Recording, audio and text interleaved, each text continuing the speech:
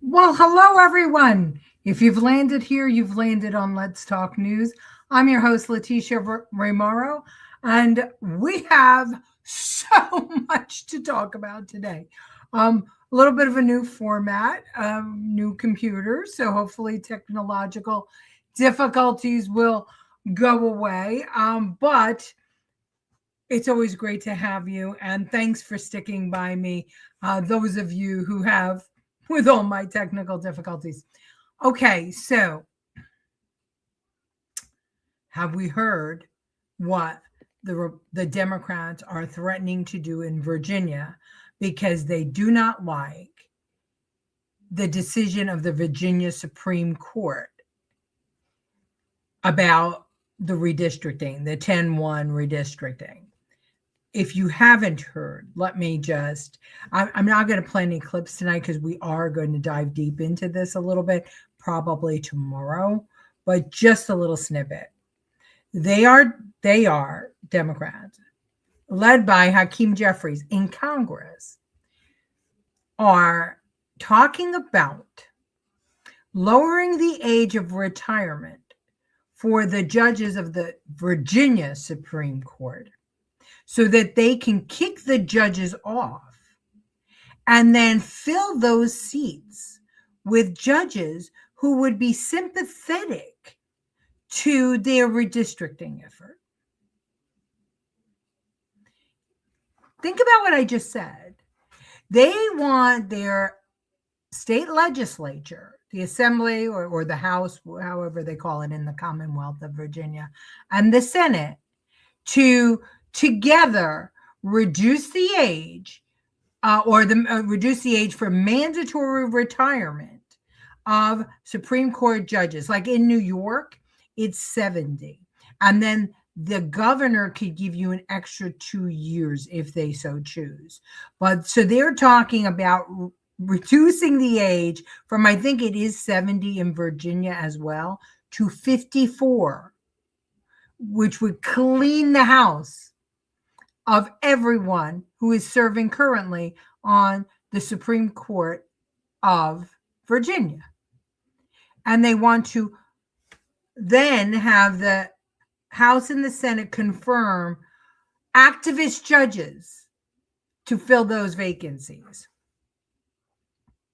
These are the same people that have told us that Donald Trump is using the DOJ to go after his political opponents. These are the same people who said that Donald Trump and the Republicans are guilty of lawfare. But if you ask me, they've shown their hands. What we've been saying all along is that they have been putting in activist judges to undermine our Constitution. And think about it. The judges who are sitting in Virginia right now said, hey, ho, excuse me, that redistricting effort that you did it wrong.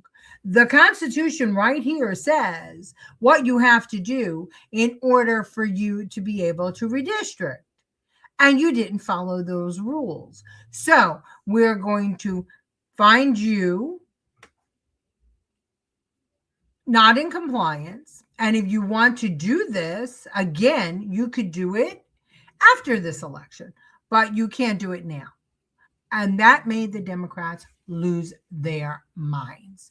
So just think about it. Think of it. They are finally proving that. And you know what? Here's the other thing is that every single one of them are up for re-election. All of the Democrats and the Republicans in the House and the Senate of Virginia are up because those are 2-year terms. So they're up for re-election this year. And Virginia, remember the Commonwealth of Virginia is purple because before this scheme, there were 6 Democrat Congress members and 5 Republican.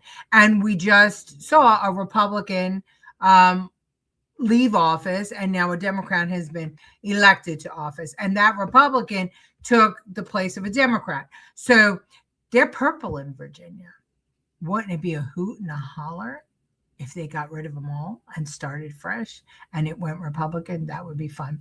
Spanberger would still be there, but if she was there with a Republican Senate and House. That would be funny. Hello, Kevin Wall from the other side of the world, but not the other side of issues, the same side of the issues. Hi, how are you, Francine? I know that we have these up there. Okay, that's right. All right, I'll get it together. Hi, Lucille. Mom is doing okay. She's not great, but she's not bad. She's moving forward a little bit every day. Hi, Andrew Dorman. Good to have you. Hi, Angela Ricca. Hello, Maisie. Good to have you. Hi, Susan Duremba. Happy Mother's Day to you. Yes, happy Mother's Day to all of you. I missed you yesterday. But I spent the day and most of the evening with Mom, so I hope you understand. Good evening, Kevin Young. How are you? Jeff Pardo says the left is cheating every way imaginable. Yeah, and now they're not even hiding it anymore. And I'm hoping that the exposure of their, and this is being led by Hakeem Jeffries. Think about it. Who, if they won the House, would be the Speaker. Kevin Wall says the Dems are a box of jigsaw puzzles that someone dropped and are all over the place, not said by Forrest Gump. Yeah, right. Well, and the only one who seems to have his finger on the sanity is Fetterman. And Fetterman is now calling his party tinfoil hat, the party of tinfoil hat wearers. Very, very interesting. Okay, so that brings us to tonight's poll. Let's see, we're getting better. Look, we're starting to get professional. Will the Democrats take back the House of Representatives in 2026? If you believe they will, hit number 1 in the comments. If you believe they won't, hit number 2 in the comments. Give me a number 1 or a number 2. 1 is yes, 2 is no.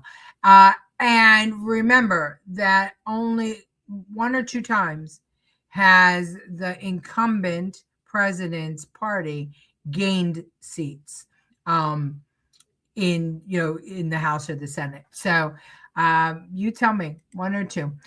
Well, yeah, I want to see that. They say that it's going to update itself, but we'll see.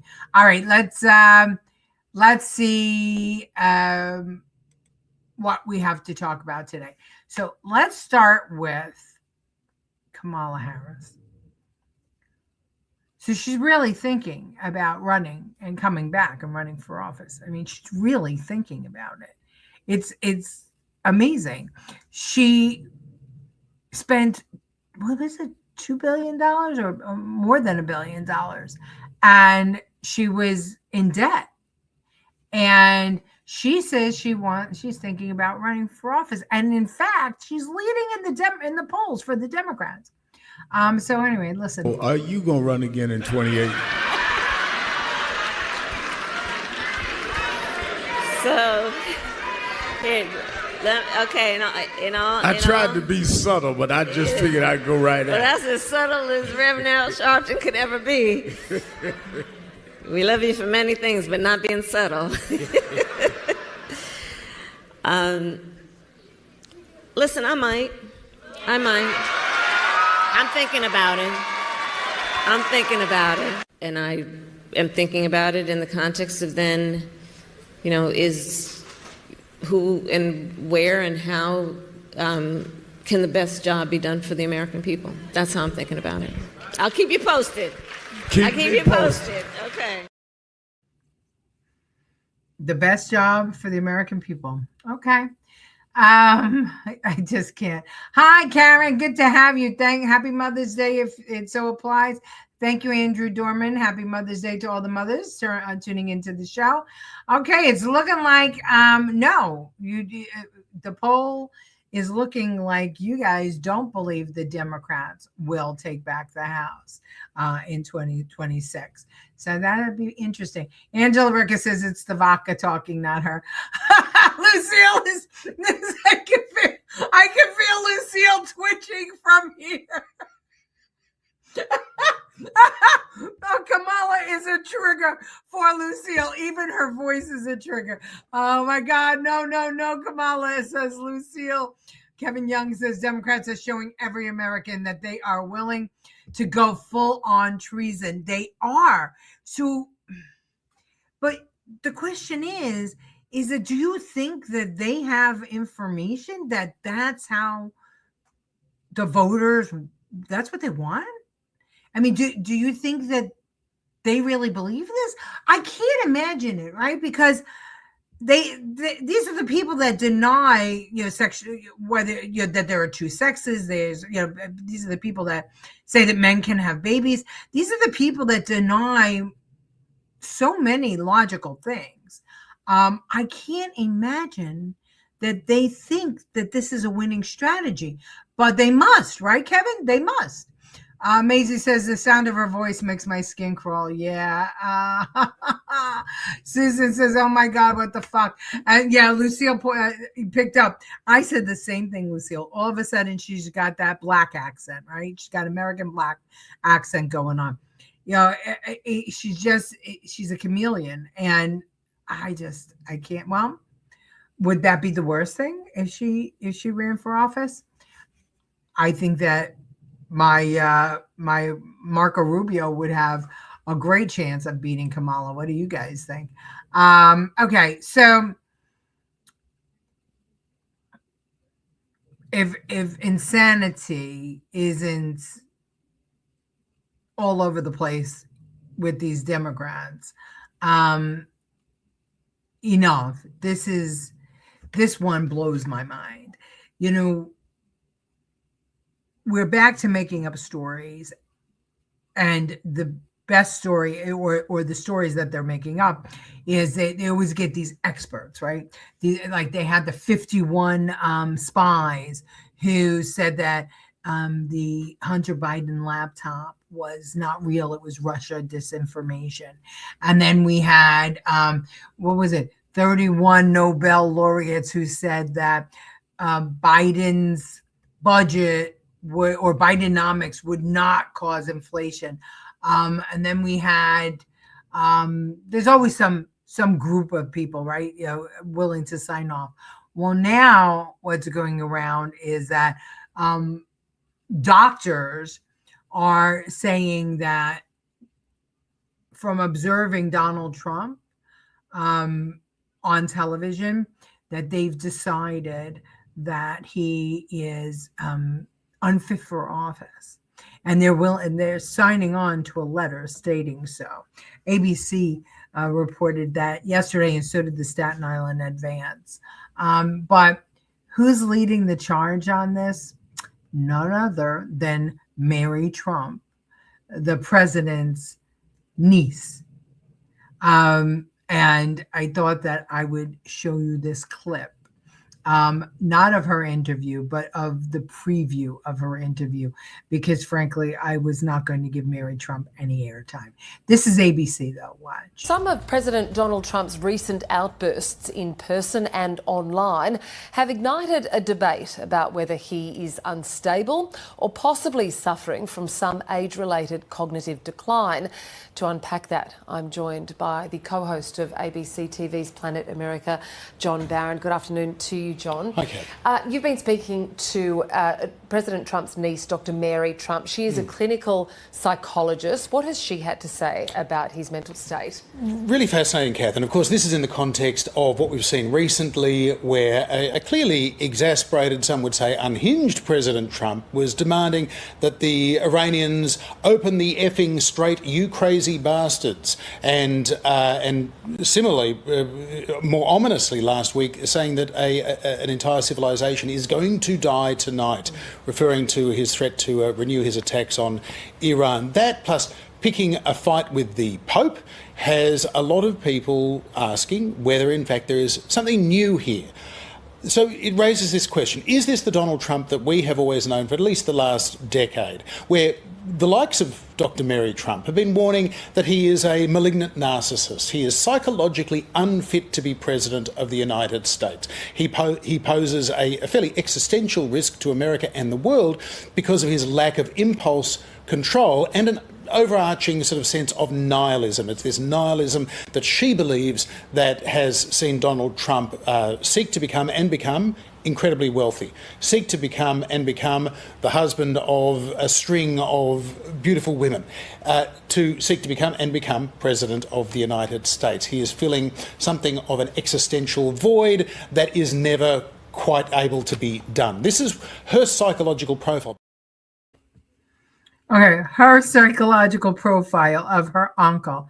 Now, I think she's pissed because she looks like him a lot, number one. But what is a clinical psychologist anyway? And so he sought to become the president of the United States, and he did. And that makes him insane. He sought to marry a beautiful, intelligent woman, and he did. And that makes him insane. Now, don't this clinical psychologists tell everybody to do those mantra things? Tell yourself you can do it. You're better. You can be better. But because Donald Trump manifested himself to be president and to be rich and to marry a beautiful, intelligent woman or women, somehow he's crazy. I can't even. I just can't even. And all the while, where was she when Joe Biden was president? Where all of America and the world could see how Looney Tunes and how out of control Joe Biden was, and how unfit for office he was. Kevin says, if Democrats win, we actually see the end of the world. I agree with that statement. Andrew says that can happen. Kamala, future presidential nominee. Biden's buddy can be the next Democrat governor nominee in California. Did you see that? Which Biden's buddy? Help me out. I don't know. You mean Kamala? I mean, as early as today, she's saying she's still toying with the idea of running for president. I don't know why she didn't jump in for governor. I think she would have won, but it looks like Steve. It's not Hilton. I forget his name. The one of the Republicans is in the lead. Kevin says Trump works day and night, domestic and international. He's as normal as anyone can be. Absolutely, and he's got more energy than anybody I have ever seen in that. Sitting in that office, but and he gives more FaceTime to the press and to the public than any other president, and that's saying a lot. Any other president.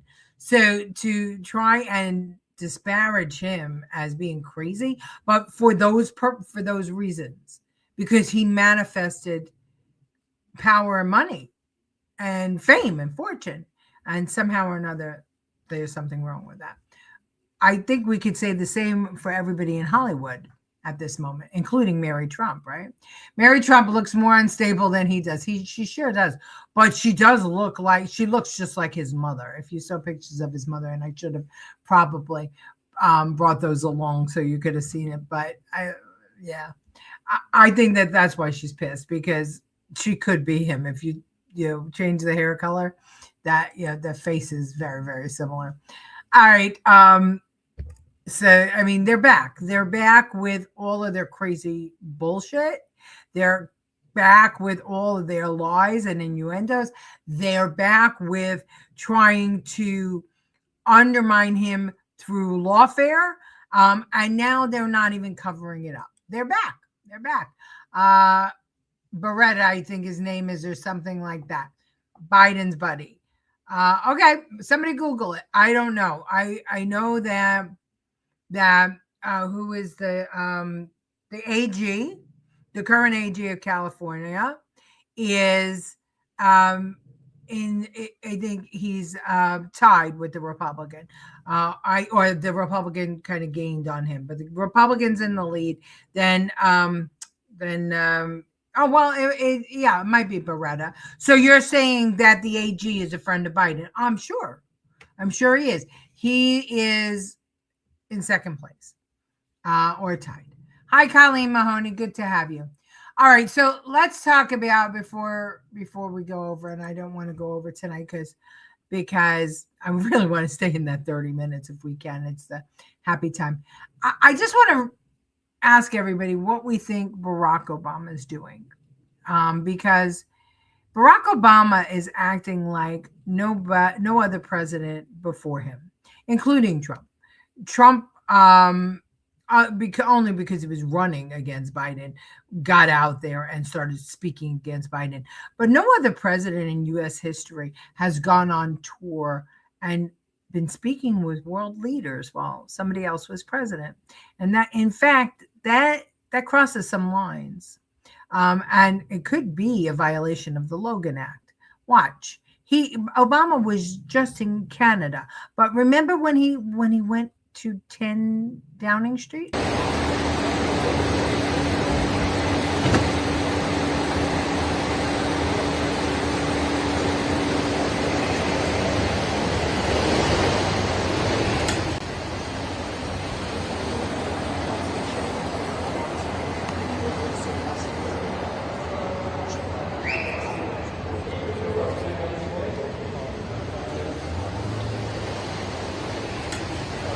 President Obama, why should we care about democracy in Russia? I'm tempted. Come and have a chat with us for a minute.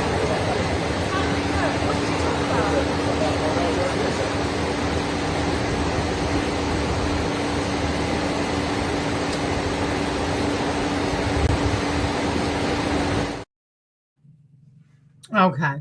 So I was just looking up who I think you're talking about, Xavier Becerra, who is a current AG. So the four that are in California, it looks like the top four is going to be Steve Hilton is number one. Then it is Becerra, and then it is Chad Bianco, a Republican. So Hilton is a Republican. He's number one.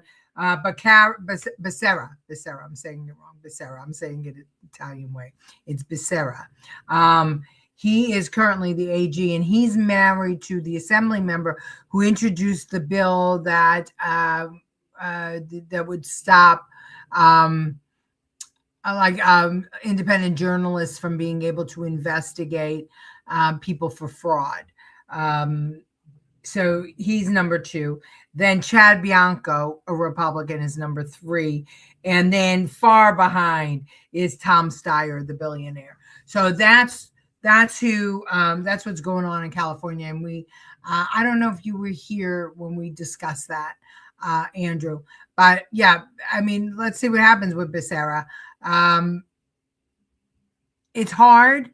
It's hard for a Republican to win. So we had Reagan, then we had Schwarzenegger. So this, in my recent history, if Hilton gets in, then that would be a huge upset. And we also have in Los Angeles, we have a Republican who is a whatchamacallit, a reality TV show star. He's running pretty well. His numbers are pretty well. So let's watch what's going on in Los Angeles. But anyway, let's get back to Obama. So that was him at 10 Downing Street, visiting in 10 Downing Street. And he claimed that he was there for his foundation, right? And then now he went to Canada. Why Barack Obama is meeting with world leaders while President Trump is in office. Obama met with Canadian Prime Minister Mark Carney in Canada on Friday, flying to Toronto to give a keynote speech that was closed to the media at the gala at the Fairmont Royal Hotel. Carney publicly welcomed him with a post saying, quote, "Welcome back to Canada, President Obama. Thank you for joining us in Toronto for important conversations on how we can build a better and more just future and empower more people to build with us." Carney and his wife, Diana Fox Carney, met Obama in person for talks that they say were on leadership, civic engagement, strengthening democratic institutions, and inclusive societies. However, critics say this is another example of how Obama is engaging in a shadow government and continuing to try to undermine President Donald Trump. So he is undermining Donald Trump. And he's going around he met with the King of Norway. He met with other royals. He met with world leaders and leaders of many other countries. And when he meets with them, he's supposedly doing it because of the Obama Foundation. And that Obama Foundation, their goal is to bring about economic and racial justice around the world. Their goal is to bring equity around the world. It is definitely a socialist agenda.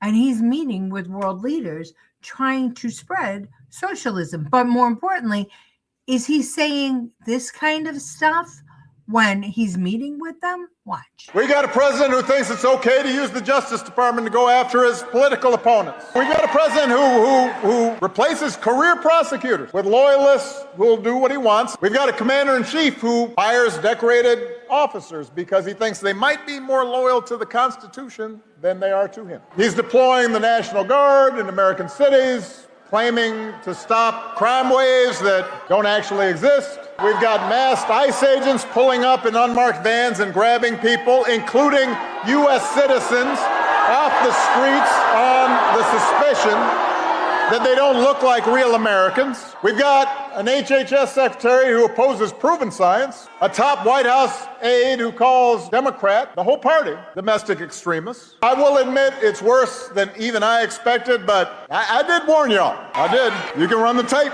And by the way, he warned you too, because he said what he was going to do. But the fact is, there were plenty of people who voted for Trump and the Republicans anyway. The government is shut down, and the Republicans who currently are in charge of Congress, they're not even pretending to solve the problem. They have not even been showing up to work, not in session. Where are you? What are you doing? As for the president, he has been focused on critical issues like paving over the Rose Garden so folks don't get mud on their shoes, and gold plating the Oval Office and building a $300 million ballroom. They never miss a chance to scapegoat minorities and DEI for every problem under the sun. You got a flat tire? DEI.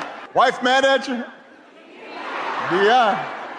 All the nonsense we see on the news every day, the over-the-top rhetoric, the fabricated conspiracies, the weird videos of a U.S. president with a crown on his head flying a fighter jet and dumping poop on protesting citizens, all of that is designed to distract you from the fact that your situation has not gotten better. You know, a lot of people have asked me lately whether I'm surprised by the direction the country's taken. And even though I am the hope and change guy,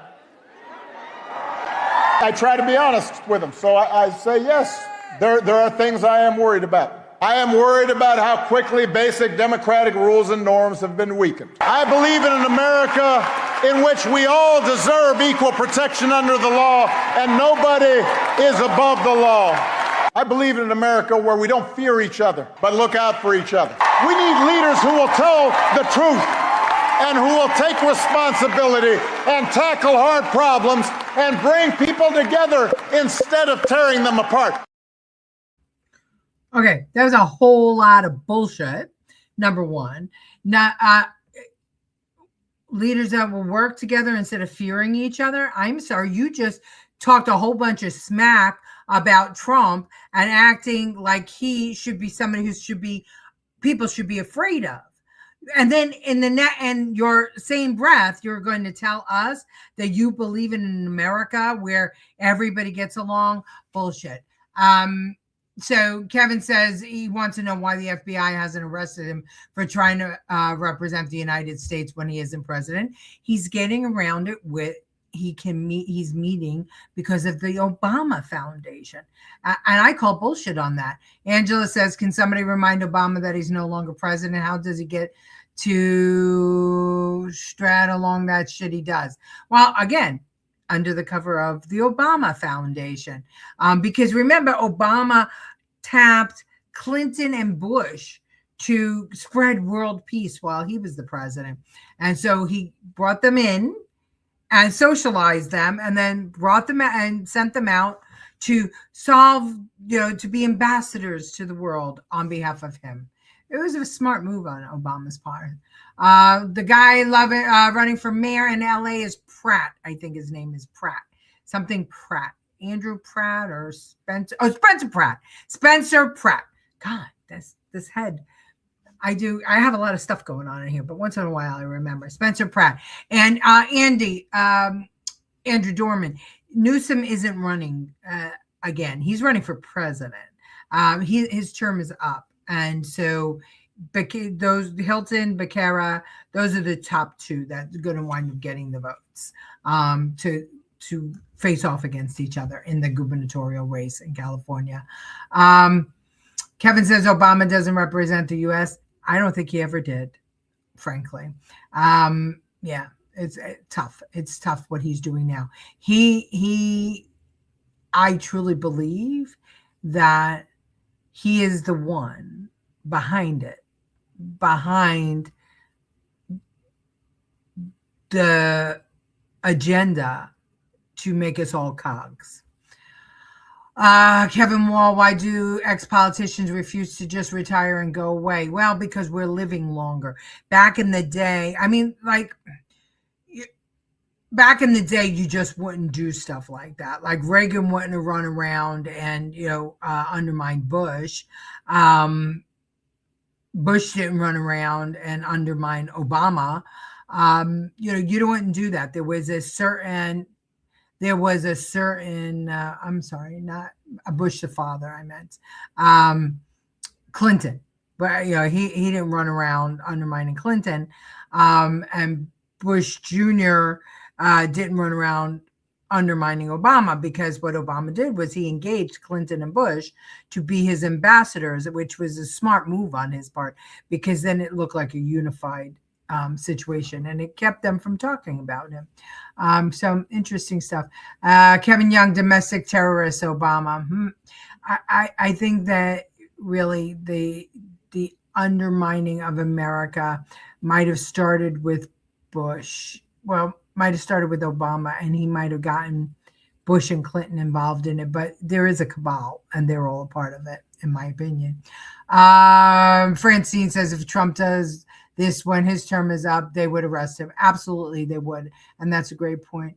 He is such a vile monster, says Colleen Mahoney. It's really, really scary. I'm sorry, there was a little gnat that just flew across my face. Obama is a traitor to America. He should go away to his own country, says Susan Terema. Yeah. Maisie, why is nothing being done? Seems like treason to me. Well, it would be in violation of the Logan Act. So I think that you've got to pick your battles. And, they know how popular Obama is, and that's why they keep trotting him out. So Trump has to tread lightly, because, getting rid of Obama would be a problem. When I say getting rid of him out of his sphere would be a problem for Trump, because the news media, he's the darling. So you have to tread lightly on that. Says Kevin, they must still be on the payroll. Yeah, I think you might be right. Kevin Young says Satan Obama in the flesh. Well, it's really, he's got, his focus is on undermining America. It always was. But then again, you got to go back to his father. His father hated America. Colleen, he started the fear and racism, the great divider he was. And he's trying to sound all down to earth, says Colleen. Pratt has the best commercials. He certainly does, says Angela. Presidential etiquette. We don't have any of that anymore. And Susan Durema says Obama is evil, and so are the rest of them. Well, he's behind it. I assure you, he's behind it. He's the one that is organizing all of this stuff, and he's having them push the envelope. I think he's got his hands up Hakeem Jeffries' butt. I think he has his hands up Kamala's butt. Newsom, I think Obama is the one who is sending the messaging. So we need to keep our eyes on Obama, and we need to start making noise about why is he out there talking so much.